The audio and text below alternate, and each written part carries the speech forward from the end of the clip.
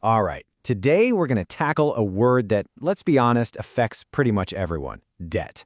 From a simple loan all the way to that little piece of plastic in your wallet, our goal is to break down what it is and, more importantly, how you should think about it.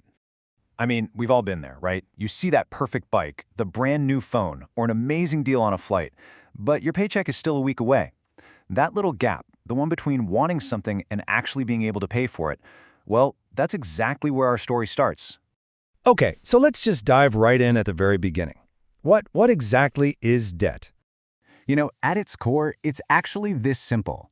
Debt is a promise. It's when you get something of value right now, based on your word, your commitment, that you're going to pay for it later. It's a whole transaction built on trust. Let's make this totally crystal clear.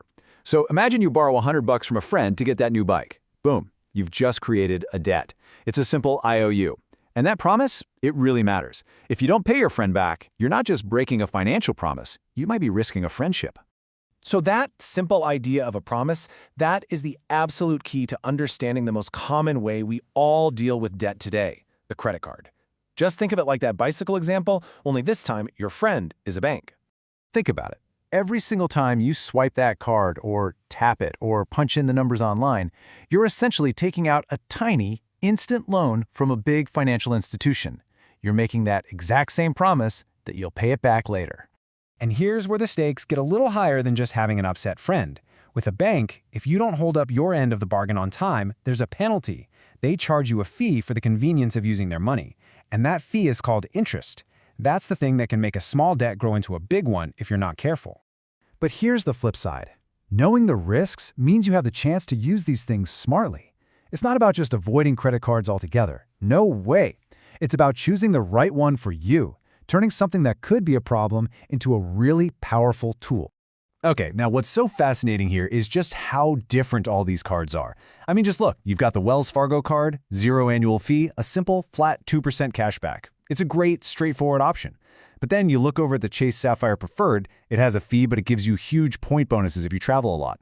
The Citi card is cool because it adapts to you, giving you 5% back on whatever you spend the most on. And Bilt is totally unique. It lets you earn points on your rent. See, it's not about which card is the best, it's about which one matches how you live your life. And this right here, this really highlights the main trade-off you have to think about. On one side, you've got a card like the Chase Sapphire. Yeah, you pay that annual fee, but in return, you get these premium rewards that are perfect for travel. On the other side, you've got a no-fee card like the Wells Fargo Active Cash, which is all about simple, no-fuss cash back. Neither one is better. The right choice just completely depends on what you value.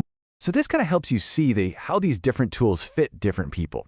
If you're always hopping on a plane, a travel card makes a ton of sense. If you just want to squeeze a little more value out of your daily spending, there are cards for that.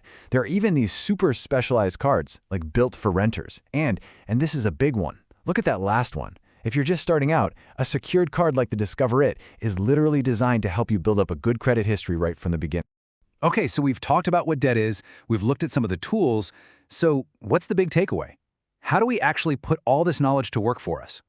This is probably the most crucial point of all. Debt itself isn't good or bad. A hammer isn't bad, but you can use it to build a beautiful house, or you can use it to smash a window.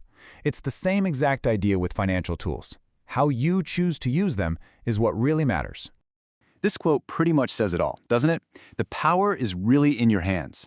Taking the time to understand your own habits, where your money actually goes every month, that's the first and absolute most important step to picking the right tool and making debt work for you instead of against you.